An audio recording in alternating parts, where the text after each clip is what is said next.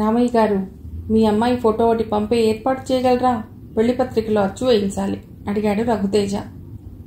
అలాగే బాబు, తప్పకుండా ఇస్తాం అన్నాడు గీతిక తండ్రి రామయ్య. ఇహ సెలవివ్వండి వెళ్లేందుకు ఉద్యుక్తుడయ్యాడు రఘుతేజ. రామయ్య కంగారు పడిపోయాడు. అయ్యో, వెళ్ళిపోతారా బాబు? ఈ పేదవాడి ఆతిథ్యం స్వీకరించకుండా వెళ్ళిపోతారా? నొచ్చుకున్నాడు గీతిక తండ్రి రామయ్య. ఓ మంచి మనిషి ఇంట అడుగుపెట్టిన క్షణమే నా గుండె నిండింది. రామయ్య గారు, వస్తాను. కడుపు నింపుకునేందుకు మరోసారి వస్తాను. ముహూర్తం పెట్టించి మీకు తెలియజేసుకుంటాను. సెలవా మరి? లేచి నిలబడ్డాడు రఘుతేజ. వర్ధనం, తొందరగా రా వర్ధనం. ఇట్టే వచ్చి ఇట్టే వెళ్ళిపోతున్నారు రాజావారు. రామయ్య గారు, నేను కేవలం రఘుతేజను మాత్రమే. కోటాను కోట్ల మనుషుల్లో నేను ఒక మనిషిని, మీలో ఒకడిని. నన్ను మీలో ఒకటిగానే చూడండి. ఇకపై దయచేసి రాజ సంబోధనంతో నన్ను వేరు చేయవద్దని మనవి. చిన్నగా నవ్వుతూ అభ్యర్థిస్తున్నట్లుగా అన్నాడు రఘుతేజ. వర్ధనమ్మ వచ్చింది. గౌరవంగా చేతులు జోడించి నమస్కారం చేసింది. ఆమె మనస్సు ఏదో తెలియని బుక్కిరి బిక్కిరి స్థితిలోనే ఇంకా కొట్టుకుంటూ ఉంది. ప్రతి నమస్కారం చేశాడు రఘుతేజ. రఘుతేజను సాదరంగా సాగనంపి వెనుదిరగబోతుండగా గీతిక పేరున వచ్చిన ఓ కవర్ను అందించాడు పోస్ట్ మ్యాన్. అందుకుంది గీతిక. దస్తూరిని చూడగానే పోల్చుకుంది. అది కాంతి దగ్గర నుంచి. కవర్ని చించి లోపలి ఉత్తరాన్ని తీసి చదివింది. గీతిక, నీ ఉత్తరం అందింది. నీ ఉత్తరాన్ని ఆశాంతం 2 సార్లు చదివాను. చదివి ఎంతో సంతోషించాను. ఈ ఇంటర్వ్యూ హాల్లో నీవు నెగ్గుకొచ్చిన విధానం నాకెంతో నచ్చింది. కాంతిగా నీ నిర్ణయాన్ని హర్షిస్తున్నాను. ఒక పోలీస్ ఆఫీసర్గా నీకు గ్రీన్ సిగ్నల్ ఇస్తున్నాను. రాజా రఘుతేజ ఒకనాటి మాజీ సంస్థానాధీశుల వారసుడు. ఆయన తనకు సంక్రమించిన యావదాస్తిపాస్తుల్ని, కొన్ని భవంతులను చాలా ధర్మ సంస్థలకు, అనాథ శరణాలయాలకు దానం చేసేశారు. ప్రస్తుతం ఓ పురాణ ఖిల్లా లాంటి ఆయన పూర్వీకుల భవంతిలో ఉంటున్నాడు. సదా ఆధ్యాత్మిక చింతనలో నిమగ్నమై యోగిలా జీవితాన్ని గడుపుతున్నారు. ఆయనకు ఒక్కడే కొడుకు, కృష్ణతేజ. రాజా రఘుతేజ గారిపైన కానీ ఆయన కుమారుడిపైన కానీ ఎటువంటి నెగిటివ్ రిమార్కులు లేవు. అన్నట్టు ఆ కృష్ణతేజ ఎస్బీఐలో ఆఫీసర్గా పనిచేస్తున్నాడు. So you can go ahead. అమ్మా నాన్నలకు నమస్కారములు. ఇట్లు కాంతి. ఆనందం, ఉద్వేగం మరోసారి సాగర తరంగాలే ఎగిసిపడుతుండగా తండ్రికి ఉత్తరాన్ని చూపించింది గీతిక. అదే రోజు రఘుతేజ తమ ఇంటికి వచ్చిన వైనమంతా వివరంగా రాసి కాంతికి పోస్ట్ చేసింది. ఈ హైటెక్ యుగంలో కూడా ఇంట్లో కంప్యూటర్ లేని ఎన్నో కుటుంబాల్లోని ఓ కుటుంబం గీతికది. ఇనవంశ కులతిలక, నృపతి శేఖర, మహామహీపాల శ్రీవర రఘుతేజ ఆ భవంతి ప్రస్తుత వారసుడు. రాజులు, రాజ్యాలు అన్నీ చరిత్రావశేషాలైన పిదప ఇక ఆ బిరుదులు, వంశ విశేషాలను త్యజించి కేవలం రఘుతేజగా ఆ భవంతి 4 గోడల మధ్య జీవితానికే అంకితమైపోయాడాయన. ఎన్ని గుప్తదానాలు చేశారో, ఎన్ని అజ్ఞాత సహాయాలు అందించారో ఆయనకే తెలియదు. తాను అలా సమర్పించిన ధనమేది చెమటోడ్చి కష్టపడి ఆర్జించింది కాదని ఆయనకు తెలుసు. కేవలం ధనమే ధనాన్ని సృష్టిస్తే అది విలువలేనిది. శ్రమించేవాడి స్వేదమే నిజమైన ధనంగా అవతరిస్తుంది. అది ఎంతో విలువైనది. శ్రమించేవారికి అది దక్కాలి అన్న సౌమ్యవాదం రఘుతేజ గారి లక్షణాలు. రకరకాల రాజకీయ పక్షులు ఎన్నో ఆయన సహాయం ఆశించి ఆయన గూటి మీద వాలుతుండేవి. రాజకీయాల్లో ఆయన్ని చేరమని అభ్యర్థించేవి. నేటి రాజకీయ విలువలు, వాటి లక్ష్యాలు బాగా తెలుసుకుని ఉన్న ఆయన నన్నుగానే ఉండనియండి అంటూ వచ్చిన వారిని వారించి ఎంతో మర్యాదగా వెనక్కి పంపేసేవాడు. కృష్ణతేజ బాధ్యత మినహా మరే బాధరవందీ లేని రఘుతేజ ప్రశాంత జీవనాన్ని గడుపుతూ ఉన్నాడు ఆ భవంతిలో. ఆయన్ను బాగా తెలిసిన వారు రాజర్షి అంటూ చెప్పుకుంటూ ఉంటారు. సూర్యోదయ పూర్వమే లేచి యోగాసనాలు వేయటం, ధ్యానం, స్నానానంతరం సూర్యజపం, ఇష్టదైవార్చనలు ఆయన నిత్యకృత్యాలు. ఉదయం బ్రేక్ఫాస్ట్గా ఏమీ తీసుకోడు. కేవలం ఓ గ్లాసు ఆవు పాలు తప్ప. అందులో కాస్త బలవర్ధక ఔషధ చూర్ణం, ఉసిరిక పొడి, పచ్చి కాకర రసం కలగలుపుకుంటాడు. మధ్యాహ్నం భోజనం చూస్తే అయ్యో అనిపిస్తుంది ఎవరికైనా. ఒకప్పుడు వేట మాంసం, ద్రాక్షరసం, పంచభక్ష్యాలు, షడ్రుచులతో కూడిన భోజన విశేషాలు వగైరాలతో భోజనాల బల్ల నిండిపోయి ఉండేది. అతిథులు, ఆహ్వానితులు ఎప్పుడూ ఉండేవారు. ప్రస్తుతం ఆ భవంతికి రోజుకు 2 చొప్పున అతిథులు వస్తారు అలవాటుగా. సర్వసంగ పరిత్యాగులు, అనాథ వృద్ధులు, రవితేజ గురించి పూర్తిగా తెలిసి ఉన్న పాతతరం వారు మాత్రమే వస్తారు. వారాలుగా అలవాటు చేసుకుని వచ్చి భోజనం చేస్తారు. వారి భోజనాలు అయ్యాక వారి విస్తళ్లు స్వయంగా తీసిన పిదప భోజనానికి ఉపక్రమిస్తారు రఘుతేజ. కేవలం శాఖాహారం. ఇంత పప్పు, అన్నం, కూర, ఓ అరటిపండు, పలుచని మజ్జిగ మాత్రమే ఆయన ఆహారం. రక్తపోటు ఉన్న కారణంగా అది చప్పిడి ఆహారమే. బంగారు పళ్ళెరాలు, మధుపాత్రలు, కప్పుర విడములు వగైరా గత స్మృతులుగా మిగిలిపోగా నేడు అరిటాకులే ఆయన భోజన పళ్ళాలుగా ఉపయోగపడుతున్నాయి. రాత్రి కేవలం పాలలో నానవేసిన ఓ గుప్పెడు అటుకులు, బత్తాయి రసం మాత్రమే ఆహారం. ఆ భవంతిలో ఉండేది 5. రఘుతేజ, ఆయన కుమారుడు కృష్ణతేజ, ధర్మారాయుడు కాక మరో 2. ఒకరు వంటగత్తె నరసాంబ, మరొకరు ఆమె కొడుకు శేషన్న. రవితేజ ధర్మపత్ని తన పుట్టింటి నుండి తెచ్చుకుంది నరసాంబను. తన యజమానురాలు కీర్తిశేషురాలైన పిదప మరో దారి లేక ఉన్న ఒక్క కొడుకుతో రఘుతేజ భవంతిని ఆశ్రయించుకుని ఉండిపోయింది. తనకంటూ సెంటు భూమిని మిగిల్చుకొని రఘుతేజ నరసాంబ జీవన భృతికై 2 ఎకరాల భూమిని ఇచ్చాడు. ఆ ఫలసాయంలో సగం సరసాంబది, సగం పండించే రైతుది. శేషన్నకు చదువులు పెద్దగా వంటబట్టలేదు, పని పాటలు తప్ప. భవంతి లోపలి పళ్ళు, పూలతోటల సంరక్షణ, కూరగాయల పెంపకం, ఉన్న 2 ఆవుల పోషణ, తమ భూమి ఉన్న పల్లెకు పోయి వ్యవసాయం పనులు ఎలా సాగుతున్నది చూసి రావడం తప్ప మరో వ్యాపకం లేదు. సదా రఘుతేజను కనిపెట్టుకుని ఉంటూ మందులు వగేరాలు వేళకు ఇచ్చి సపర్యలు చేయటం ఆయనకు ఆంతరంగికునిగా మెలుగుతూ విధులు నిర్వర్తిస్తూ ఉంటాడు ధర్మారాయుడు. తన ఉద్యోగం, తీరిక సమయాల్లో పుస్తక పఠనం, ఆదివారాల్లో గార్డెనింగ్ తప్ప మరో వ్యసనం, వ్యాపకం లేనివాడు కృష్ణతేజ. అవసరార్థం తప్ప నిజమైన స్నేహానికి అర్థం చెప్పగల స్నేహితులంటూ ఎవ్వరూ లేరతడికి. అప్పుడప్పుడు పుణ్యక్షేత్రాల సందర్శన కోరుకునే తండ్రి కోరిక తీర్చడం తన బాధ్యతగా భావించి నెరవేరుస్తుంటాడు. 30 ఏళ్లు దాటబోతున్న కృష్ణతేజను ఓ ఇంటివాణ్ణి చేయాలని గత కొన్నేళ్లుగా తీవ్ర అంతరంగ మథనంతో సతమతమయ్యాడు రఘుతేజ. ఎంతోమంది పిల్లనిస్తామని వచ్చారు. ఆ సంబంధాలలో 90% ప్రత్యక్షంగానో పరోక్షంగానో రాజరికపు బంధాలున్నవాళ్లు. వాటిని నిర్ద్వంద్వంగా తిరస్కరించారు తండ్రి కొడుకులు. ఆ వచ్చిన మిగిలిన వాళ్లు నడమంత్రపు సిరులకు ఆశపడే దురాశాజీవులుగా గ్రహించి తీవ్రంగా నిరాశపడ్డారు. అలా కొన్నేళ్ల నిరాశ నిస్పృహల మధ్య ఆనంద గీతికలా అనుభవమైంది గీతిక. కొడుకు పెళ్లి ఏర్పాట్లలో కాస్త బిజీ అయి ఉన్నాడు రఘుతేజ. భూదేవంత పీట వేసి, ఆకాశమంత పందిరి వేసి, అంగరంగ వైభోగమే అన్నంతగా పెళ్లి తలపెట్టలేదు. ముహూర్త నిర్ణయం అయిపోయింది. ధర్మారాయుడు గారు పంతులు గారు రాసిచ్చిన ఈ వ్రాతపతిని అచ్చువేయించటానికి ఇవ్వాలి. శేషన్నను పంపించండి చిరునవ్వుతో అన్నాడు రఘుతేజ. మహిపాల, ధర్మారాయుడు రఘుతేజను ఉద్దేశించి చేసే సంబోధన. నిన్న తమరు రాజమండ్రి పంపించారతండి. ఇంకా తిరిగి రాలేదు. అవును, నిజమే, మర్చిపోయాను. అవి ఇవ్వండి, నేను తీసుకువెళ్ళి. చేతులు చాచాడు ధర్మారాయుడు. సరే, వెళ్ళి మన బాలాజీ ప్రెస్ వారికి అంటూ వ్రాతపతిని అందించబోతుండగా రింగ్ అయింది. ఆ భవంతిలో 70 ఏళ్ల క్రిందటే ఫోన్ సౌకర్యం ఏర్పాటు చేయబడింది. ఆ రోజుల్లో ఫోన్కు ఒక్క క్షణమైన విరామం ఉండేది కాదు. కాలక్రమంలో మూగబోయింది. చారిత్రక అంశంగా ఆ భవంతిలోని చాలా వస్తువులతో పాటు తను మిగిలిపోయింది. కానీ బ్యాంక్ ఆఫీసర్గా కృష్ణతేజకు ఆధునిక సెల్ ఫోన్ ఉంది. కానీ దాన్ని అతడు ఆ భవంతిలో ఎన్నడూ ఉపయోగించాడు. రఘుతేజ కూడా ఎవరికీ ఫోన్ చేయడు. అవసరమైన సందర్భాల్లో ఫ్యామిలీ డాక్టర్కు సుదేష్ణ సంవత్సరంలో 4-5 సార్లు ఫోన్ చేస్తుంది. అమెరికాలో స్థిరపడిన రఘుతేజ సవతి చెల్లెలు సుదేష్ణ. ఫోన్ రిసీవ్ చేసుకుని వింటున్న ధర్మారాయుడు పెను షాక్ తిన్నవాడిలా అదిరిపడ్డాడు. మహిపాల, అప్రయత్నంగా అతడి గొంతు చీల్చుకుని వచ్చిందా స్వరం. ఆ స్వరానికి ఉలికిపడ్డాడు రఘుతేజ. విస్మయంగా చూశాడు ధర్మారాయుడిని.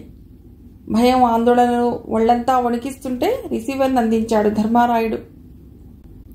ఎవరు మాట్లాడుతున్నది? నేనెవరైనది మీకు అనవసరం. జాగ్రత్తగా నేను చెప్పేది వినండి. మీ కృష్ణతేజ ప్రస్తుతం మా దగ్గర బందీగా ఉన్నాడు. అంతే. రఘుతేజ ఒక్కసారిగా నిలువెల్లా కంపించిపోయాడు. రోమాలు నిక్కబొడుచుకున్నాయి. మూర్ఖుడా, నీ బందీగా ఉండడం ఏమిటి? నీవెవరితో మాట్లాడుతున్నావో తెలుసుకుని మాట్లాడుతున్నావా అన్నాడు. తెలుసు, ఇనగిరి సంస్థానాధీశుడు రాజా రఘుతేజతో మాట్లాడుతున్నాను. రఘుతేజను ఆశ్చర్యం మబ్బులా కమ్ముకుంది. నువ్వెక్కడి నుంచి మాట్లాడుతున్నావు? నీవెవరు? ఆవేశాన్ని అణుచుకుంటూ అడిగాడు రఘుతేజ. అవి నీకు అనవసరమే కదా రాజా. అయితే ఏది నీకు అవసరం? అసలు మీ వద్ద మా అబ్బాయి బందీ ఉన్నాడనేందుకు రుజువేమిటి? తన పెళ్లి హనీమూన్ల కోసం నిన్నటి నుండి ఓ 20 రోజులు మీ అబ్బాయి సెలవు పెట్టడం నిజమేనా? ఆయన మిమ్మల్ని సాధారణంగా కొడుకులు వాళ్ళ తండ్రిని నాన్న అనో నాన్నగారో అనో పిలిచినట్టుగా పిలవక నాయనగారు అని ఎంతో గౌరవంగా పిలుస్తూ ఉంటాడు కదా. తుళ్ళిపడ్డాడు రఘుతేజ. ఈ విషయాలు మీకెలా తెలుసు? గట్టిగా అడిగితే మీ అబ్బాయి చెప్పాడు. ఇప్పుడైనా నమ్ముతారా మీ వాడు మా వద్దనే బందీగా ఉన్న విషయం? రఘుతేజ తను వింటున్నది అర్థం చేసుకునేందుకు అన్నట్టు మౌనం వహించాడు. సరే, ఆ విషయం నమ్మొద్దు. ఇది వినండి. మీ అబ్బాయి ఓ ముఖ్యమైన పని మీద ఉత్తరాంధ్రలో మీరు కట్టించిన దేవాలయం ఉన్న రాఘవాపురం ఈరోజు వెళ్ళటం నిజమేనా? అసంకల్పితంగా అన్న శబ్దం వచ్చేసింది రఘుతేజ గొంతు నుండి. అక్కడ అతడు పని ముగించుకుని తన బైక్ మీద తిరిగి వస్తుండగా మా వ్యక్తి ఒకడు లిఫ్ట్ అడిగాడు. మీ వాడు చాలా మంచివాడు కదా, అతడికి లిఫ్ట్ ఇచ్చాడు. వెనక నుండి మా వాహనంలో మీ వాడిని ఫాలో అవుతూ ఓ నిర్జన ప్రదేశం రానిచ్చి కిడ్నాప్ చేశాం. అయితే సరిగ్గా ఎక్కడ కిడ్నాప్ చేశాం, ఎక్కడకు తీసుకువెళ్ళాం వగైరాలో అడగరని మాకు తెలుసు. ఎందుకంటే అవేవి మేం చెప్పమని మీకు తెలుసు గనక. నీచుడా, నీకు మేమేం అపకారం చేశాం? విడిచిపెట్టు మా కృష్ణతేజను. ఆవేశపడకు మాజీ రాజా. మీ కొడుకు గాని మీరు గాని మాకు అపకారం చేశారని అన్నామా? లేదే. మరెందుకు మా కృష్ణతేజను బంధించావు? డబ్బు కోసం అన్నాడు. డబ్బా? అదెక్కడుంది మా వద్ద? భోగభాగ్యాలన్నీ సంపదలన్నీ ఏనాడో వదులుకున్నామని నీకు తెలీదా? తెలుసు. మరి ఇంకేం ఆశిస్తున్నావు? చెప్పనా? సూర్యతేజ. సూర్యతేజ? ఆశ్చర్యపడకండి వృద్ధరాజా. నీవు సకల సంపదల్ని వదులుకుని కేవలం ఆధ్యాత్మిక చింతనలో పడి నీ ప్రాణ సమానమైన సూర్యతేజ పెరుగలిగిన ఆ పాత భవనంలో నివసిస్తున్నావని తెలుసు. ఈ శిథిల భవంతిని ఆశిస్తున్నావా? మీ గత చరిత్రకు ఆనవాలుగా మిగిలి పాడుబడిపోయిన ఆ భవంతి మాకెందుకు? మరేమిటి నీకు కావాలి? మమ్మల్ని ఇలా ఎందుకు విసిగిస్తున్నావు? రఘుతేజ మొహాన ఆవేశాన్ని మించిన అలసట కమ్ముకోసాగింది. Suryateja, the great diamond. అంతే, నెత్తిన పిడుగుపడిన వ్యక్తిలా గిలగిలలాడిపోయాడు రఘుతేజ. కళ్ల ముందు చీకటి వలయాలు కమ్ముకోసాగినాయి. మస్తిష్కంలో ఏవో విచిత్ర భయంకర శబ్దాలాంటివి మారుమోగసాగినాయి. రిసీవర్ను అప్రయత్నంగా జారవిడిచాడు. మహిపాల, మహిపాల, ఏమైంది మహిపాల? తీవ్ర ఆందోళనకు గురయ్యాడు ధర్మారాయుడు. కొద్ది క్షణాల తర్వాత అతి కష్టంగా తనను తాను నిగ్రహించుకుంటూ మళ్లీ రిసీవర్ను తీసుకున్నాడు రఘుతేజ. నీవు ఎవరవు? ఆ వజ్రం సంగతి నీకెలా తెలుసు? నీవు మా శత్రువర్గంలోని వాడివా? నిజానికి మాకు శత్రువులు కూడా ఎవరూ లేరే. చెప్పు, నువ్వు ఇన్నాళ్లకు దాని గురించి నీకెలా తెలిసింది? ఎవరు చెప్పారు? అతి క్లుప్తంగా, అంతకు మించిన గంభీరంగా మాట్లాడే రఘుతేజ అందుకు భిన్నంగా ఓ నిస్సహాయుడిలా మాట్లాడుతున్న వైనం చూస్తున్న ధర్మారాయుడి గుండె ద్రవించిపోయింది. ఆ చరిత్ర వద్దు రాజా. ఆ వజ్రాన్ని మాకిచ్చి నీ కొడుకును రక్షించుకో. ఛీ దుర్మార్గుడా, నీకు మతిగాని భ్రమించిందా? లేక నాతో పరాచికాలు ఆడుతున్నావా? ఆవేశాలు వద్దని ముందే చెప్పాను. ఇది వ్యాపారం. మన మధ్య చర్చలుండాలి గాని చీత్కారాలు ఉండకూడదు. నా సహనాన్ని పరీక్షిస్తున్నావు, మా మంచితనాన్ని దెబ్బతీస్తున్నావు. ఈ ఆవేశమే వద్దంటున్నా. సరే, ఇప్పుడు నేనేం చేయాలి? నిగ్రహించుకున్నాడు రఘుతేజ. ఆ వజ్రాన్ని ఇవ్వాలి. మా గురించి ఎన్నో తెలుసుకున్న నీవు ఆ వజ్రం నేడు మా వద్ద లేదన్న సంగతి తెలుసుకోలేకపోయావా? వజ్రం మీ వద్దనే ఉంది. పరిహాసాలు ఆడుతున్నావా? అలాంటి హాబీలు నాకు లేవు. వజ్రాన్ని ఎప్పుడు ఇవ్వగలవో చెప్పు. వజ్రం వజ్రం. ఆ వజ్రం విషయం ఇప్పుడు నాకు తెలియదంటే నమ్మవేం? అంటే ఒకప్పుడు తెలుసునన్నమాట. చూడు అజ్ఞాత విరోధి, అది మా వంశంలో తరతరాలుగా మా మకుటాభరణంగా ఒదిగి వెలిగిన మాట వాస్తవమే. ఆ వజ్రానికి ఉన్న ప్రత్యేకతలు విశేషాల వల్లనే కాలక్రమంలో కొన్ని అనర్థాలు కూడా సంభవించడాన్ని గమనించి మా తండ్రి గారు దాన్ని ఎక్కడో నిక్షిప్తం చేశారు. అప్పటికి నేను 7 ఏళ్ల పసివాడిని. అది ఎక్కడ నిక్షిప్తం చేశారో కూడా తెలియని వయస్సు. మా తండ్రి గారు నాకు ఎన్నడూ తెలియజేసి ఉండలేదు. అయితే వినండి, ఆ వజ్రం మీ భవన ప్రాంగణంలోనే ఎక్కడో భూమి కింద దాచిపెట్టి ఉంటారు. దాన్ని వెలికి తీసి మాకు పంపించండి. ఆ వజ్రంతో నీకేమిటి పని? సర్వాన్ని వదులుకున్న మీకు దాని విలువ ఏం తెలుస్తుంది? దాని విలువ మాకు తెలుసు. ఈ రోజు నుండే మేము చెప్పిన పనిలో ఉండండి. మీరు ఆ వజ్రాన్ని కనుక్కొని మాకు పంపిన మర్నాడే మీ కృష్ణతేజ విడుదల అవుతాడు, గుర్తుంచుకోండి అన్నాడు. రఘుతేజ అసహాయుల్లా కళ్ళు మూసుకున్నాడు. కేవలం సంపదల కారణంగానే ఎన్నో కష్టాలు, కడగండ్లు తమను గతంలో చుట్టుముట్టాయి. ఆ కారణంగానే వాటిని త్యాగం చేసి వదులుచుకున్నాడు. వదులుచుకున్నా మళ్ళీ ఈగోలేమిటి, ఈ వ్యధేమిటి? భగవాన్ విలపించాడు.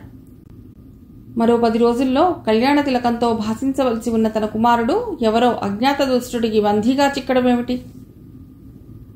ఏ రాజా, ఏం ఆలోచిస్తున్నారు? అదురుతున్న గుండెను చిక్కబట్టుకుని నిట్టూర్చాడు రఘుతేజ. చూడు, ఆ వజ్రం విషయం వదిలిపెట్టు. అదెక్కడ ఉందో నిజంగా నాకు తెలియదు. డబ్బు రూపంగా నీకేమైనా కావాలంటే 25 కోట్ల రూపాయలు ఇవ్వగలరా? తన చెవులను తానే నమ్మలేకపోయాడు రఘుతేజ. 25 కోట్ల? అవును రాజా, ఆ డైమండ్ విలువ, నేటి విలువ 25 కోట్లకు పైనే ఉంటుంది. డబ్బు ప్రస్తుతం మీ వద్ద లేదు గనక ఆ పద్ధతి ప్రయత్నించండి. ఆ వజ్రం ఎక్కడుందో నిజంగా నాకు తెలియదంటున్నా నమ్మవా? సరే, నీవే స్వయంగా ఇక్కడికి వచ్చి ప్రయత్నించి తెలుసుకో. ఆ వజ్రం దొరికితే తీసుకుపో. మాకు ఏ విధమైన అభ్యంతరమూ లేదు. కావాలంటే వ్రాతపూర్వకంగా వ్రాసిస్తాను. మా కృష్ణతేజను వదిలిపెట్టు. అతడి పెళ్లి ముహూర్తం కూడా నిర్ణయం అయిపోయింది. అతడికై ఒక మంచి కుటుంబానికి చెందిన వనితని ఎన్నిక చేశాం. ఇప్పుడు ఆ అమ్మాయితో పెళ్లి జరగకుంటే ఆమె ఎంతగా కుమిలిపోతుందో ఆలోచించు, కనికరించు. అతి క్లుప్తంగా, అంతకు మించి హుందాగా, మొక్కవోని ధైర్యంతో పలికే రఘుతేజ అందుకు భిన్నంగా ప్రాధేయపడుతుంటే చూస్తూ విలవిల్లాడిపోయాడు ధర్మారాయుడు. సారీ రఘుతేజ, సెంటిమెంట్స్ కన్నా డబ్బుకు ఇంపార్టెన్స్ ఇచ్చేవాళ్లు మాత్రమే ఇలాంటి వ్యవహారాల్లోకి దిగుతారన్న విషయం మర్చిపోతున్నావా? మీకు 10 రోజులు గడువిస్తున్నాను. మీ భవనం, ఆ పరిసరాలన్నీ అడుగడుగునా పరిశీలించి వెతికితే ఆ డైమండ్ గాని, దానికి సంబంధించిన ఆచూకీ గాని తెలిపేదేవైనా ఆధారాలు లభించవచ్చు. నాకు ఆ నమ్మకం ఉంది. Best of luck. మరో విషయం, ఈ విషయం మీకు ఇంత క్రితం ఫోన్ అందుకున్న మీ మనిషికి తప్ప ఇతరులకెవరికైనా తెలిసిందా మొదటికే మోసం వస్తుంది. So be careful. అన్నట్టు అసలు విషయం చెప్పడం మర్చిపోయా. ఆ వజ్రం దొరికిన తర్వాత దాన్ని ఓ మూసిన పాతగుడ్డలో చుట్టి ఏదో పనికిరాని వస్తువు పారేస్తున్నట్లుగా పారేయాలి. ఎక్కడ పారేయాలో చెప్తాను వినండి. NH5 హైవే పక్కన గ్రామానికి సమీపంలో ఓ పాడుబడిన గుడి ఉంది. గుడి చుట్టూ తుప్పల్లో ఎవరూ గమనించకుండా విసిరేయాలి. అది జనసంచారం లేని నిర్జన ప్రదేశం. ఆ ప్రదేశంలో మనుషులు తిరిగాడే అవకాశం లేదు. మేం మాత్రం ఆ ప్రాంతంపై ఓ కన్నేసి ఉంటాం. మాకు వజ్రం చిక్కిన తదుపరి క్వాలిటీ టెస్ట్ చేయిస్తాం. అసలు వజ్రంగా గుర్తించబడిన మర్నాడే మీ కృష్ణతేజ మీ వద్ద ఉంటాడు. ఇక ఆఖరి విషయం, మీ కృష్ణతేజకు మీరే కొలివి పెట్టాలనుకుంటే పోలీసుల్ని పంపడమో, నకిలీ వజ్రాన్ని పంపడమో, లేక ఇంకేమైనా పనికిరాని ట్రిక్స్ ఉపయోగించడమో చేయవచ్చు. Good bye. అన్నట్టు మరో విషయం, నేను ఎక్కడి నుంచి ఫోన్ చేశాను, నా ఫోన్ నెంబర్ ఎంత, నేనెవరిని లాంటి విషయాల గురించి కూపీలాగటానికి పోలీసులకు చెప్పి వాళ్లకు శ్రమ పెట్టించొద్దు. అనవసరంగా శ్రమ పెట్టించావని మిమ్మల్ని తిట్టుకుంటారు. కిడ్నాప్ చేసింది మా మనుషులే. మీ ఆంధ్రదేశం నుండే కిడ్నాప్ చేశారు. కానీ నేను ఫోన్ చేసింది మీకు కొన్ని రాష్ట్రాల అవతలి నుండి. ఇక్కడ నేనేం మాట్లాడింది ఎవరికీ అర్థం కాదు. కారణం వీళ్లకు తెలుగే రాదు, ఇంగ్లీషు రాదు. ఓ డబ్బా ఫోన్ నుండి మీకు ఫోన్ చేశా. మరో ముఖ్యమైన పని కోసం ఈ రాత్రే ఇక్కడి నుంచి మరో రాష్ట్రానికి వెళ్ళిపోతున్నా. సో నా గురించి, మా వాళ్ల గురించి ఆరా తీయటం తెలివి తక్కువ పని, టైం వేస్ట్. మీకిచ్చిన గడువు తక్కువ కనుక ప్రతి క్షణం విలువైనదని భావించి వజ్రం వేటలో పట్టం తెలివైన పని అని గ్రహించు. మరోసారి గుడ్ బై. నరనరాన నీరసం ఆవహించగా నిస్త్రాణగా కూలబడిపోయాడు రఘుతేజ. మహిపాల, మహిపాల మృదువుగా పిలిచాడు ధర్మారాయుడు. నీరసంగా కళ్ళు విప్పిన రఘుతేజ నెమ్మదిగా తలాడించాడు, వద్దు అన్న సూచనగా. నిన్నటి నుండి ఏమీ స్వీకరించారు కాదు. ఈ పాలు అందజేస్తున్న చేతిని చూశాడు రఘుతేజ. అది వణుకుతోంది. మీరు కూడా ఏమీ తీసుకోలేదు కదూ? కళ్ళతోనే ప్రశ్నించాడు. అతిథి తమరు. నేను? ఈ క్రమం ఎన్నడైనా తప్పిందా మహీపాల? రఘుతేజ మనస్సు చివుక్కుమంది. దావానలం చెలరేగుతున్న తన మనస్సుకు కావాల్సింది ఉపశమింపజేసే చల్లని ఊరడింపుల జల్లు తప్ప కుక్షి సేవ కాదు. కాని తన కారణంగా తనకన్నా వృద్ధుడైన ధర్మారాయుడికి నిరాహార వ్రతమా? వద్దు. ధర్మారాయ, 2 గ్లాసులతో పాలు, 2 పళ్ళాలతో అటుకులు తెండి ఇద్దరికి, నవ్వేందుకు ప్రయత్నిస్తూ అన్నాడు. 1 నిమిషంలో తెచ్చాడు ధర్మారాయుడు. ఓ పళ్ళాన్ని అందుకున్నాడు రఘుతేజ. మీరు తీసుకోండి. 2వ పళ్ళాన్ని తను తీసుకుని స్వయంగా అందించాడు. ముందు తమరు కానివ్వండి, ధర్మారాయుడు పళ్ళాన్ని అందుకుంటూ అన్నాడు. గుప్పెడు అటుకుల్ని నోట్లో వేసుకున్నాడు రఘుతేజ. కళ్ళ నిండుగా చూశాడు ధర్మారాయుడు. నేనేం పాపం చేశానని ఆ దేవుడు ఈ శిక్ష విధిస్తున్నాడు ధర్మారాయ? ఉలిక్కిపడ్డాడు ధర్మారాయుడు. లేదు లేదు మహీపాల, లేకుంటే నాకు ఈ దుస్థితి ఏమిటి? నేనెవరి దాన్నైనా ఆశించానా? దొంగిలించానా? లేక తెలిసి గాని తెలియక గాని ఎవరికైనా అపకారం చేశానా? లేవు మహీపాల, అలాంటివి మీ వంశంలోనే లేవు. మరి ఎవరు మా కృష్ణతేజను బందీ చేశారు? నా శత్రువులా? అబ్బాయి శత్రువులా? అసలు మనకు శత్రువులు కూడా ఉన్నారా? మహీపాల, నిరంతరం మిమ్మల్ని ఆశ్రయించుకుంటూ ఉన్నవాడిని. తమకన్నా మిన్నగా నాకు ఏమీ తెలియదు. అజాత శత్రువుగా పేరు పొందిన తమకి దురవస్థ అంటేనే నా గుండె ముక్కలైపోతున్నది. ఈ స్థితిలో తమకు ధైర్యం చెప్పడం మినహా ఏమీ చెప్పలేని వాణ్ణి. ఆలోచన స్ఫురించని మూఢుణ్ణి. మన్నించండి. పోలీసు వారికి తెలియజేయాలి ధర్మరాయ. ఎన్నాళ్ళది సంశయంతో ఏమీ చేయలేక ఉండిపోగలం? ధర్మరాయుడు ఏదో ఆలోచనలో కదులుతున్న వాడిలా మౌనం వహించాడు కొద్దిసేపు. తదుపరి, మహీపాల, తమరు మరోలా భావించనంటే నాదొక మనవి. చెప్పండి. కొంత ఆసక్తి తెచ్చుకుని చూశాడు రఘుతేజ. మనం పోలీసులకు తెలియజేసినట్టుగా వాళ్లకు తెలియజేస్తే కృష్ణబాబుకి ఏ హాని అయినా తలపెట్టవచ్చు. అందుకని చెప్పండి. ముందుగా మనమే ఆ సూర్యతేజను కనుగొనే ప్రయత్నం చేస్తే? చిన్నగా నవ్వాడు రఘుతేజ. ధర్మారాయ, ఆ సూర్యతేజను మనం మర్చిపోయి 60 ఏళ్ల పైనే అయి ఉంటుంది. అది ప్రస్తుతం ఏ స్థితిలో ఎక్కడ ఉందో మీకైనా తెలియదు కదా. కనీసం దాని ఆచూకీని చెప్పే వివరాలు కూడా తెలియవు. మన భవనాన్ని క్షుణ్ణంగా గాలిస్తే దొరుకునేమో. మనకు తెలియని భవనమా? నిజమే మహీపాల, కానీ గుప్త భాషలో కానీ గుర్తుల్లో కానీ కొన్నింటిని వ్రాసి గోప్యంగా ఉంచేవారట తమ తాతగారు. అలాంటివి మన పాత పుస్తకాల బీరువాల్లో గాని లేక మరెక్కడైనా. అర్థోక్తిలో ఆగిపోయాడు ధర్మారాయుడు. సన్నని ఆశాకిరణం మెరిసినట్టుగా చిరుహాసం చేశాడు రఘుతేజ. నిజమే, ధర్మారాయుడు చెప్పింది కొట్టివేయదగినది కాదు. దీర్ఘంగా నిట్టూర్చాడు. సరే, ఆ గ్రంథాలన్నింటినీ శుభ్రపరిచి తీసుకురండి చెప్పాడు. తన తండ్రి తనకు తమ పూర్వీకుల నుండి సంక్రమిస్తూ వస్తున్న సకల భూ ధన కనక వస్తు వాహనాదులన్నిటి గురించి చెప్పారు. అవన్నీ తెరిచిన పుస్తకాలే. తమకు గుప్త సంపదలంటూ ఏమీ లేవు. కానీ సూర్యతేజ గురించి తండ్రి చెప్పి ఉన్న విషయాలను నెమ్మదిగా జ్ఞాపకం చేసుకోసాగాడు రఘుతేజ. సూర్యతేజ మనకు క్రమంగా అనర్థదాయకంగా పరిణమిస్తూ ఉంది. కారణాలు తెలియవు. అనూహ్యంగా ఉంది. మన వంశ పురోహితులు జ్యోతిష్యులు చెప్పినట్లు దాన్ని ఇక భూనిక్షిప్తం చేయడమే మంచిది. నిజానికి అది ఎక్కడ నిక్షిప్తం చేయబడి ఉందో కూడా మన వారసులతో పాటు ఇంకెవ్వరికీ తెలియకపోవడమే మంచిదని వారు సూచించారు. కనుక నాయన, అది నీకు తెలియకుండా నిక్షిప్తం చేయిస్తున్నాను. ఎందుకంటే అది నీకు తెలిసిన పక్షంలో దానిపై నీకు గాని నీ వారసులకు గాని ఆశ మరలి వెలికి తీస్తారు. తదుపరి అనర్థాలు జరగవచ్చు. మన వంశం అంతరించినా అంతరించవచ్చు అని చెప్పిన జ్ఞాపకం.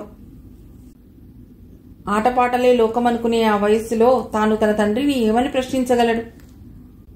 క్రమంగా తాను సూర్యతేజ గురించి మర్చిపోయాడు. తండ్రి గతించాడు. తనకు యుక్త వయసు వచ్చి వివాహమైన పిదప తన తల్లి 2-3 పర్యాయాలు గుర్తు చేసింది. తాను మాత్రం ఆసక్తి చూపలేదు. కానీ తన తల్లి ఓ 2 నమ్మకమైన వ్యక్తులతో దాని గురించిన ఆచూకీకై రహస్యంగా ప్రయత్నం చేయించింది.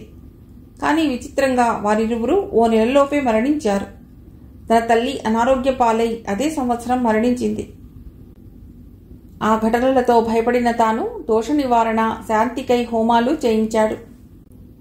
ఇక ఆ వజ్రంకై మరి ప్రయత్నాలు సాగించరాదని 60 ఏళ్ల పర్యంతం ఆసూర్యం పచ్చిగా గుప్తంగా ఉండిపోవాలని, ఆ తదుపరి వెలికి తీసినా చెడు ఫలితాలు ఎదురుకాకపోవచ్చునని వారు చెప్పినట్టు లీలగా గుర్తుకు రావటంతో నిట్టూర్చాడు. తను ఆ శాంతి హోమాలు జరిపిన పిదప సూర్యతేజ గురించి పూర్తిగా మర్చిపోవాలని అనుకున్నాడు. కాలక్రమంలో మర్చిపోయాడు కూడా. కానీ నేడు మరలా గుర్తు చేసుకోవాల్సిన పరిస్థితి తలెత్తింది.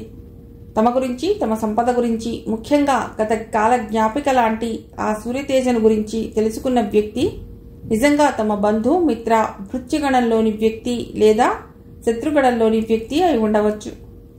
ఆ వ్యక్తి ఎవరు? ఎక్కడున్నాడు?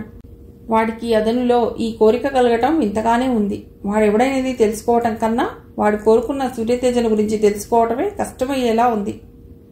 భగవాన్, ఏమిటి విషమ పరీక్ష? వేదనగా అనుకున్నాడు రఘుతేజ. కొన్ని ప్రాచీన పుస్తకాలను, ప్రాతప్రతులను దుమ్ము దులిపి ఒక్కొక్కటిగా తెచ్చి పెట్టసాగాడు ధర్మారాయుడు. పుస్తకాల్లో చాలా మట్టుకు ఆధ్యాత్మిక గ్రంథాలే. ఆస్తిపాస్తులను సూచించేవి గాని, నిక్షిప్త సంపదలను సూచించేవి గాని ఏవీ లేవు. అవి ఆ సంపదలతోనే నిష్క్రమించాయి. వ్రాతప్రతులలో చాలా మట్టుకు తన తండ్రి తీరిక వేళల్లో రాసుకున్న పద్యాలు, సంకీర్తనలే. అనుమానించదగిన వివరాలున్న పుస్తకాలు గాని, వ్రాతప్రతులు గాని కనపడలేదు. అలసటగా ఒక్కో పుస్తకాన్ని పక్కకు నెడుతున్న రఘుతేజకు, మహీపాల, ఈ పుస్తకాన్ని చూశారా అంటూ ఓ పుస్తకాన్ని అందించాడు ధర్మారాయుడు. అప్రయత్నంగా అందుకున్నాడు రఘుతేజ. కాలికో బైండ్ చేయబడి ఉన్న పాత పుస్తకం అది. దాన్ని తెరిచాడు. ఏవేవో గ్రహ దోషాలకు, వాస్తు దోషాలకు దోష నివారణ మంత్రాల్ని, యంత్రాల్ని చిత్రించి ఉన్న పుటలతో నిండి ఉంది ఆ పుస్తకం. అందులో అంతగా ఆకర్షించేవేవీ లేకపోవడంతో గబగబా పుటలు తిప్పుతున్న రఘుతేజ ఓ పుటని చూసి ఆగిపోయాడు. ఆ పుటలో ఉన్న చిత్రం సప్తాశ్వరథమారూఢుడైన తమ వంశదైవం సూర్యుడిది. సూర్యదేవుని శిరస్సు వెనకాల గల కాలచక్రంతో సహా చిత్రించి ఉంది. దాని పరిశీలనగా చూస్తూ ఉండిపోయాడు. సర్వలోకాలకు శక్తి వెలుగుల ప్రదాత నీకు వందనం అని అర్థం వచ్చే సంస్కృత శ్లోకం తెలుగు లిపిలో వ్రాయబడి ఉంది. దాని దిగువ ధరాచదరం ఫాల్గుణ శుక్లం దశం దశ ఘటికారావం శుభం శుభవర్ణం అని ఉంది. కర్కాయ శిరాతో రాసి ఉన్న అక్షరాలు స్పష్టంగానే కనిపిస్తున్నాయి. వాటిని పదే పదే చదువుకోసాగాడు. ఆ పదాలకు అర్థం తెలుస్తూనే ఉన్నా అంతరార్థమే తెలియటం లేదు. మహీపాల, తమరు ఏదో ఆలోచిస్తూ ఉండిపోయారు. నిశ్శబ్దాన్ని చెదరగొడుతూ అన్నాడు ధర్మారాయుడు. పుస్తకాన్ని అందించాడు రఘుతేజ. చదువుతున్న ధర్మారాయుడు తలగొక్కున్నాడు. ఇది ఏదో ఓ కొత్త విషయాన్ని సూచిస్తున్నట్టు ఉంది. మెల్లిగా తలూపాడు రఘుతేజ. మౌనం ఇద్దరినీ బంధించి ఉంచింది కొన్ని క్షణాల పాటు. మహీపాల, తమరు వేరొక విధంగా భావించరన్న నమ్మకంతో ఓ విషయం చెప్తాను. సందేహం ఎందుకు, చెప్పండి. తమరు ఎన్నిక చేసిన గీతిక గారు ఎంతో ప్రజ్ఞావంతురాలని పలుమార్లు తమరు నాతో ప్రస్తావించారు. వారిని రప్పించి పరిశోధింపజేస్తే? ధర్మారాయ ఉలిక్కిపడి అన్నాడు రఘుతేజ. ఆమెకు మన కృష్ణతేజ విషయం తెలిసిపోదు. లేదు మహీపాల, మన కృష్ణబాబు ఏదో అత్యవసర పని మీద ఏదో దూర ప్రాంతం వెళ్లారని చెబుదాం. ఆమెను నమ్మించే బాధ్యత నాది. కానీ ఆమెను ఏ విషపై రప్పించగలం? ఆమె పెళ్లి కుమార్తె కాబోతున్నారు. ఆమెకు పట్టు చీరలు మొదలైనవి మనమే ఇవ్వాలి కదా మహీపాల. అవును, ఆ చీరలను మనం మన భవంతిగా తెప్పిస్తున్నాం. వచ్చి ఎంపిక చేసుకుందుకు రమ్మని ఆహ్వానిద్దాం. కొన్ని క్షణాలు గడిచిన పిదప చిరు దరహాసం మెరిసింది రఘుతేజ వదనంలో. మంచి సూచన, తల కదిలిస్తూ నెమ్మదిగా అన్నాడు. తర్వాత సేద తీరుతున్నట్లుగా కుర్చీలో ఆయన వాలిపోవటాన్ని గమనించిన ధర్మారాయుడు తేలిగ్గా నిట్టూర్చాడు. గీతిక తన చెల్లెలను వెంట తీసుకుని రఘుతేజ భవంతిలోకి అడుగుపెట్టింది. రఘుతేజ బలవంతంపై 2 పట్టు చీరలు, 4 పెళ్లి చీరలు, రవికలు, ఇతర అలంకరణ సామాగ్రి చెల్లెలు సహాయంతో సెలెక్ట్ చేసుకుంది గీతిక. అక్కడ నుండి నిష్క్రమించబోతున్న సమయాన రఘుతేజ ముఖంలో కదలాడిన విశేషాన్ని గమనించి ఆశ్చర్యపోయింది గీతిక. అదేమిటో అర్థం కాలేదు. రేపు ఉదయాన్నే మళ్లీ ఓసారి రాగలవా గీతిక?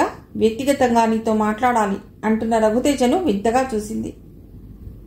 రఘుతేజ ఎంతో ప్రసన్నంగా చూశాడు. మా కాబోయే కోడలుగా నీవు కొన్ని తెలుసుకోవాలని ఉందమ్మా. అవి ఒక విధంగా గుప్తంగానే ఉంచవలసిన విషయాలు కనుక నీవు తనతో గుప్తంగా ఉంచవలసిన విషయాలను గురించి చెప్తారా? తనతో చెప్పినట్లయితే అవి గుప్త విషయాలు ఎలా అవుతాయి? తనలో అనుకుని తనలోనే నవ్వుకుంది గీతిక. ఒకవేళ పెళ్లి లేదా కృష్ణతేజ గురించిన విషయాలా? వాటి గురించి అయితే తన తల్లిదండ్రులు ఉన్నారు, అన్నయ్య ఉన్నాడు. అవి కాక మరి ఇంకేం విషయాలు చెప్పాలనుకుంటున్నారు? అవి గుప్తమైనవి అంటున్నారు. వస్తావు కదమ్మా? రఘుతేజ స్వరంలోని అభ్యర్థనను గమనించి చెలించిపోయింది గీతిక. తల ఊపింది. మర్నాడు ఉదయం 9 గంటలకు ఒంటరిగా భవంతిలోకెడుతూ ఆశ్చర్యపోయింది. రఘుతేజ తన భవన ప్రాంగణంలో ఏదో అన్వేషిస్తున్న వాడిలా తిరుగాడుతూ ఉండటాన్ని గమనించి ఆయన ఎదురుపట్టంతో నమస్కరించింది. ప్రతి నమస్కారం చేసి సాదరంగా లోపలికి తీసుకుపోయాడు రఘుతేజ. అల్పాహారాలు వగేరా అయిన పిదప చెప్పటం ప్రారంభించాడు. గీతిక, నీవు ఎంతో ప్రజ్ఞావంతురాలవు. పరిశీలన విశ్లేషణలతో నిజాన్ని గ్రహించగల నేర్పు నీకుంది. మా గురించి చెప్పకనే తెలుసుకోగలిగావు. కొంచెం ఇబ్బందిగా ఫీల్ అయింది గీతిక.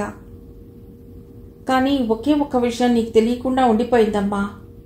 ఆసక్తిగా ఆశ్చర్యంగా చూసింది రఘుతేజను. తరతరాలుగా వారసత్వంగా మాకు సంక్రమించినవన్నీ మేము చాలా వరకు వదులుకున్నాం. కానీ ఒక్క సూర్యతేజను మాత్రం. అంతే. గీతిక అలర్ట్ కావడం గమనించి చెప్పడం కొనసాగించాడు రఘుతేజ. సూర్యతేజ ఓ గొప్ప వజ్రమమ్మా, ఎంతో విలువైనది. మొన్ననే గుర్తుకు వచ్చింది. దాని గురించి మా తండ్రి గారు నా చిన్నప్పుడే చెప్పారు. కానీ కాలక్రమంలో దాని గురించి మర్చిపోయాను. దాన్ని వారెక్కడ నిక్షిప్తం చేశారో గుర్తు కూడా రావటం లేదు. 60 ఏళ్లు గడిచిపోయిన విషయం ఇది. ఇదిగో ఈ పాత పుస్తకాలను సర్దుతూ ఉండగా ఇది దొరికింది. దీనిలో మా వంశవేలిపైన సూర్యభగవానుడి చిత్రం ఉంది. దాని కింద ఏదో రాసి ఉంది.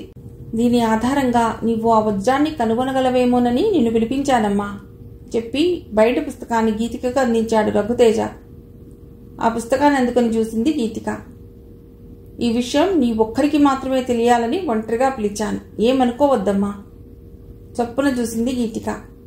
పెద్దవారు, నేను మీకన్నా అన్నిటా చాలా చిన్నదాన్ని. మీరేం చెప్తే అది చేయవలసిన దాన్ని. నన్ను త్రికరణ శుద్ధిగా విశ్వసిస్తున్నానమ్మా. అంతేకాదు, ఈ కార్యాన్ని నీకు అప్పగించడానికి కారణం నీ ప్రతిభ కన్నా నా వయస్సు చాలా చిన్నదనే అంటున్న రఘుతేజలో పసిబాలుడిని చూసింది గీతిక. దాన్ని పరిశీలనగా చూడమ్మా. తదుపరి నీవేం చేయాలనుకుంటే అలా చెయ్యి. మేము సహకరిస్తాం అన్నాడు రఘుతేజ. గీతికలో ఆలోచనా వలయాలు చెలరేగసాగాయి. రఘుతేజ వంశీకులకు చెందిన సూర్యతేజ వజ్రం గురించి తాను విన్నైనా వినలేదు. ఎక్కడా చదవనూ లేదు. ఆ వజ్రం గురించి రఘుతేజ గారికే తెలియనప్పుడు తనకు మాత్రం ఎలా తెలియగలదు? ఇందులో ఏదో మిస్టరీ ఉండి ఉండాలి. సూర్యభగవానుడి చిత్రాన్ని పరిశీలనగా చూస్తూ ఉండిపోయింది. 2 నిమిషాలు నిశ్శబ్దంగా కరిగిపోయాయి. ఈ చిత్రం తాలూకా అసలు చిత్రం మీ ఆభరణాల మందిరంలో ఉంది కదా? అవునమ్మా, మీరంతా చూసే ఉంటారు. అక్కడికి మనం వెడదాం అని లేచి నిలబడింది గీతిక. మరో 5 నిమిషాలకు ముగ్గురు ఆ మందిరంలోకి ప్రవేశించారు. ఆ మందిరాన్ని మొత్తాన్ని కొంతసేపు పరిశీలించి చూసింది గీతిక. దీన్ని మీ యొక్క సంపదలు దాచుకునే మందిరంగానే గతంలో ఉపయోగించేవారా అని అడిగింది. లేదమ్మా, ఓ నీలమాళిగా ఉండేది. దానిలో భద్రపరిచి ఉంచేవారు. ఇప్పుడు లేదా ఆ నీలమాళిగా? అందులోని సంపదలన్నీ అయిపోయాక ఇక దానితో పనే ఉందని వదిలిపెట్టేశాం. ఇప్పుడది శిథిలావస్థకు చేరుకునే ఉంటుంది. అసలైన స్వర్ణాభరణాలు నేడు లేవు. కానీ ఈ మోడల్స్ మాత్రం ఇలా ఈ మందిరంలోనే ఇంకా భద్రపరిచి ఉంచారు. ఇందులో ఏమైనా విశేషం ఉందంటారా? రఘుతేజ చిన్నగా నవ్వాడు. మంచి ప్రశ్న వేశావమ్మా, చెప్తా విను.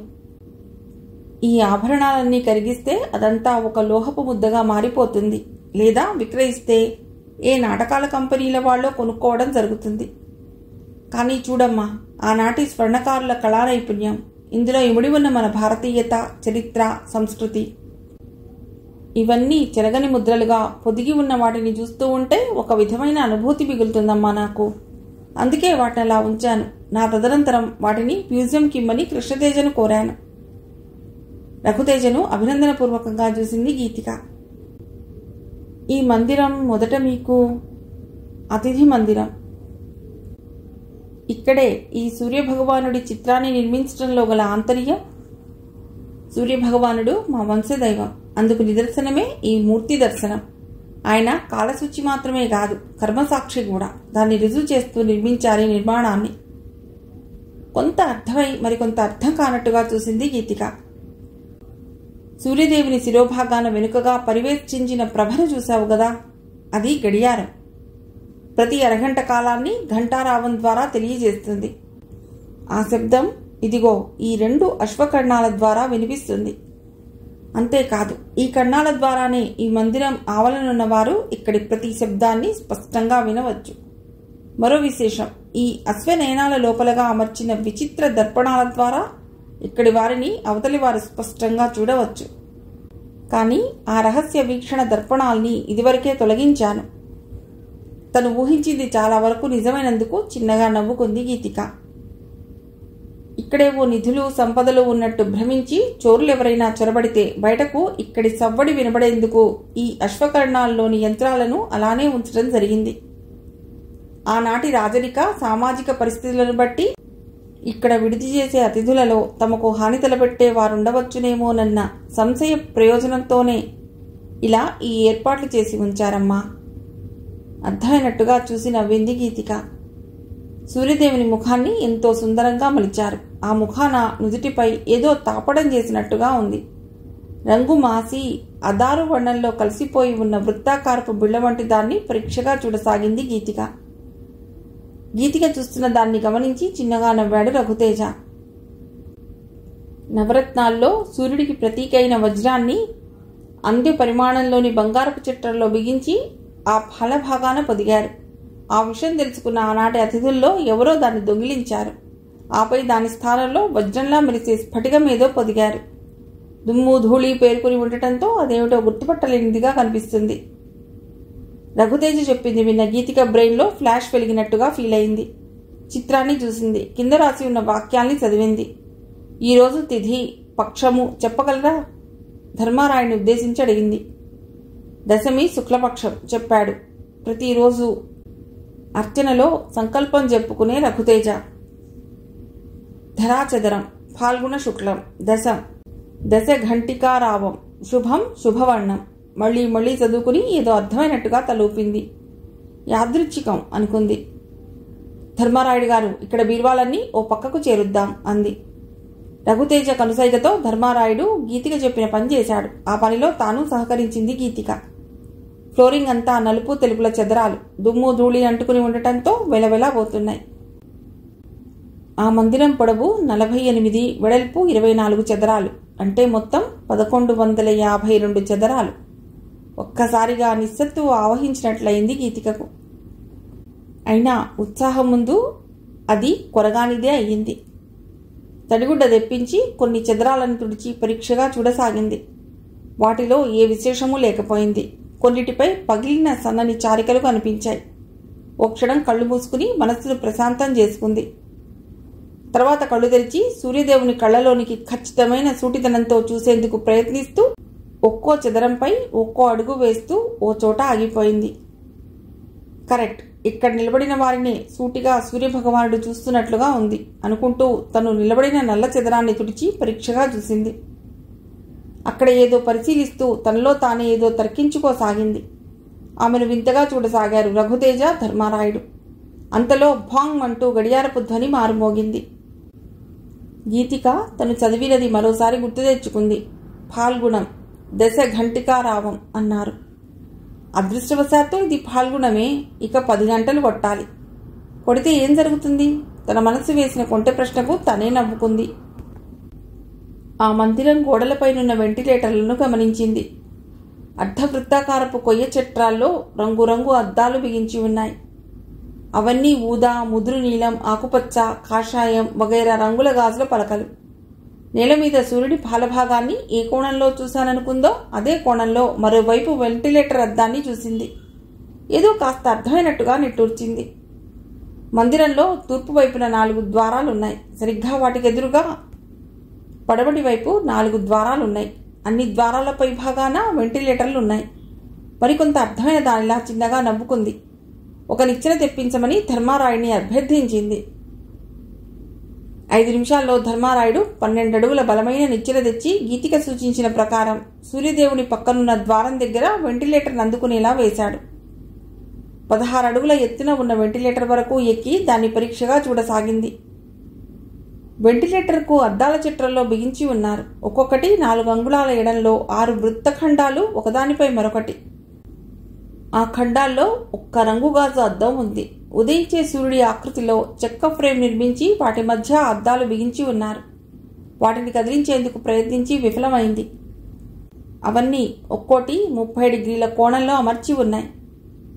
మొత్తంగా అన్నీ ఒక అర్ధవృత్తాకారపు చిత్రంలో ఇమర్చి ఉన్నాయి. ఆ రంగు గాజుల అద్దాలను తడిగుడ్డతో తుడిచి పరీక్షగా చూసింది. ఓ చోట ఇత్తడి మరలు చెరోవైపున రెండేసి ఉన్నట్లుగా కనిపించాయి. అక్కడ మళ్ళీ శుభ్రం చేసి చూసింది. అవి మరలే. అలాంటివి ఆ ఫ్రేమ్లో మరెక్కడా లేకపోవడంతో మరింత ఉత్సాహం వచ్చేసింది. స్క్రూడ్రైవర్ తెప్పించి వాటిని బలంగా అన్స్క్రూ చేసింది. 6 అంగుళాల పొడవు 4 అంగుళాల వెడల్పు ఉన్న ఫ్రేమ్ తనలోని గాజు పలకతో సహా వచ్చేసింది. అవతల ఉన్న ఫిక్స్డ్ ఫ్రేమ్కు దీన్ని యువతల ఫ్రేమ్తో స్క్రూలు వేసి బిగించారన్నమాట. గీతిక కళ్ళు మెరిచాయి. ఆ గాజు అద్దపు పలక ఫ్రేమ్ తొలగించిన కంతగుండా బయటకు చూడబోయిన గీతిక కళ్ళు చురుక్కుమనటంతో కళ్ళు మూసుకుంది. కొన్ని క్షణాలు సూర్యకిరణ తీక్షణకు తలగ్గిన దానిలా నిచ్చెన దిగిపోయింది. మెల్లిగా ఆ భాగాన్ని నల్లని గాజుతో ఎందుకు మూసి ఉంచారో అర్థమైనట్టుగా ఆమె తెరిచిన కళ్ళు మిళమిళలాడాయి. గీతిక నిచ్చెన దిగిన 10 సెకండ్లకు ఆ కిరణం సరిగ్గా ఎదురుగా ఉన్న వెంటిలేటర్ అద్దాలపై పడింది. ఆపై గీతిక ఒక్క క్షణం ఆలస్యం చేయలేదు. గబగబా ఆ పడమర వెంటిలేటర్ వైపు నిచ్చెన వేయించి ఎక్కింది. వెంటనే వెంటిలేటర్లోని అద్దాలను తుడిచింది. ఎప్పటి నుండో దుమ్ము పట్టి ఉన్న ఆ గాజు అద్దాలు ఇప్పుడు తమ అసలు రంగేమిటో బహిర్గతం చేస్తున్నాయి. సూర్యకాంతి మొదటగా ఒక ఊదారంగు గాజు అద్దం పైన పడింది. అక్కడ ఊదాకాంతి విరజిమ్మింది. ఆ వెలుగులో గాజు పలకల్ని పరీక్షగా చూసింది. ఆశ్చర్యం! అందులో ఒకటి సాధారణమైన దర్పణం. ఆత్రంగా చూసి అప్రయత్నంగా దాన్ని మళ్లీ తుడిచింది. అది కింది వరుసలో ఉంది. అంటే సూర్యకాంతి దీనిపైన పడి తర్వాత ఏం జరగబోయేది అర్థం చేసుకున్న గీతిక మెరుపులా నిచ్చెన దిగి నిచ్చెనను సూర్యదేవుడి పక్కన వేయించి గబగబా పైకెక్కింది. ఎక్కిన వెంటనే సూర్యదేవుని ఫాలభాగాన ఉన్న స్ఫటికాభరణాన్ని బాగా తుడిచింది. స్ఫటికం మరింత స్పష్టమైంది. ఊపిరి బిగబట్టింది గీతిక. మంత్రముగ్ధులై ఉన్నారు రఘుతేజ, ధర్మారాయుడు. 1, 2, 3 సెకండ్లలో కాలం పరుగు తీస్తోంది. భాంగ్ భాంగ్ భాంగ్ గంటల శబ్దం మళ్లీ మొదలైంది. ఆఖరి గంట మోగుతుండగా జిగేల్ మంది స్ఫటికం. తూర్పు నుండి వచ్చిన కిరణం ఎదుట ఉన్న దర్పణంపై పడి పరావర్తనం చెంది స్ఫటికంపై పడింది. మరుక్షణం చమక్ చమక్ మంటూ 7 రంగులు కన్నుల విందు చేస్తూ మందిరం పడబడి గోడవైపు విస్తరించాయి. ఆ సప్తవర్ణమాల ఆ చీకటి మందిరాన్ని రంగులతో అలంకరించింది. గీతిక కళ్ళు మెరిశాయి. దిగ్భ్రమ చెంది కళ్ళప్పగించి ఉన్నారు మిగిలిన 2. గీతిక గబగబా నిచ్చెన దిగిపోయింది. వర్ణమాలలోని తొలి రంగు ఊదారంగు నుండి చివరి రంగు ఎరుపు దాకా పరీక్షగా చూసింది. ఎరుపుకి యువతల నారింజ, దాని ముందు పసుపు వర్ణం గుర్తించింది. వర్ణమాల క్రమంగా కదులుతూ ఉంది. తొలిగా పసుపు రంగు వ్యాపించిన చోటును గుర్తుపెట్టుకుంది. 2 నిమిషాల లోపున వర్ణమాల పూర్తిగా అదృశ్యమైపోయింది. కర్తవ్యం గుర్తుకు వచ్చి వెంటనే తేరుకుంది గీతిక. క్షణం ఆలస్యం చేయకుండా తొలిగా పసుపు అంటే శుభవర్ణం వ్యాపించిన చోట గుర్తుంచుకుని వెళ్ళి అక్కడ స్క్రూడ్రైవర్తో స్క్రాచ్ చేస్తూ గట్టిగా తట్టడం చేసింది. ఆ తెల్లని చదరంను ఆనుకుని ఉన్న గోడ మీద కూడా గట్టిగా తట్టింది. అక్కడ బోలు శబ్దం వినబట్టంతో ఇక్కడేదో కీలకం ఉండాలి అనుకుంది. ధర్మారాయుడు గారు, ఇక్కడ రంధ్రం చేయండి అంది. గీతిక సూచించిన చోట గోడ లోపలికి రంధ్రం చేశాడు ధర్మారాయుడు. గోడలో 1 అడుగు లోపలగా ఒక చిన్న అరను చూసింది గీతిక. ఆ అరపై చిలుము గొట్టం లాంటి పొడవాటి డబ్బి కనబట్టంతో దాన్ని బయటకు తీసింది. గీతిక చేస్తున్న పనిని మంత్రముగ్ధుడిలా చూస్తున్న రఘుతేజ నిగ్రహించుకోలేకపోయాడు. అద్భుతం, అద్భుతం గీతికమ్మ, నీ ప్రతిభను అభినందిస్తున్నా అంటూ చిన్నగా చప్పట్లు కొట్టాడు. రఘుతేజను చిరునవ్వుతో ఓసారి చూసి కొద్దిగా తల వంచింది గౌరవ సూచకంగా. చిలుముగొట్టం లాంటి డబ్బీని పరిశీలించి చూసింది. ఆ డబ్బీ పైన ఏ విధమైన రాతలు లేవు. దాని మూతను గట్టిగా తిప్పి బయటకు తీసి లోపలకు చూసింది. అందులో ఉంది ఓ తాళం చెవి. దాన్ని బయటకు తీసింది. తాళం చెవితో పాటే చుట్టచుట్టిన ఓ రాగిరేకు వచ్చింది. వాటిని చూసిన గీతిక కళ్ళు మిళమిళా మెరవగా రఘుతేజ నయనాలు అయోమయం ఆశ్చర్యాలతో నిండిపోయినాయి. ఇది తన భవంతేనా? ఇందులో తనకు తెలియని నిగూఢ విషయాలున్నాయా? వాటిని తన తండ్రి తనకెందుకు బహిర్గతపరచలేదు?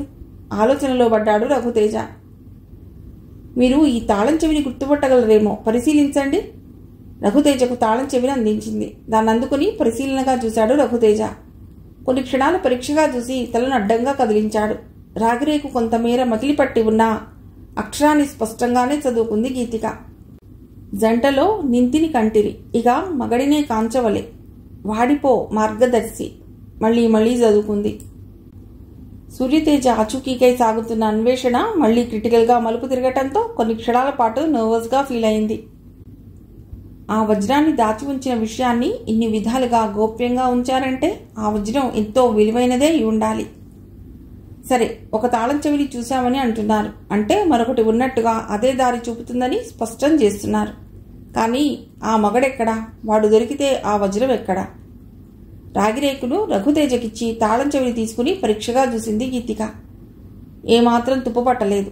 ఇనుమో మరే మిశ్రమలోహమో తెలియదు, బరువుగా ఉంది. 5 అంగుళాల పొడవున విలక్షణంగా ఉంది. ఎంతగా పరీక్షించినా విశేషమేం కనబడలేదు. డబ్బీని తీసుకుని పరీక్షగా చూసింది. డబ్బీ పొడవున ఖండితాలు సెగ్మెంట్స్ ఉన్నాయి. ఒక్కో ఖండితము 1/4 అంగుళం ఎడమున ఉన్నాయి.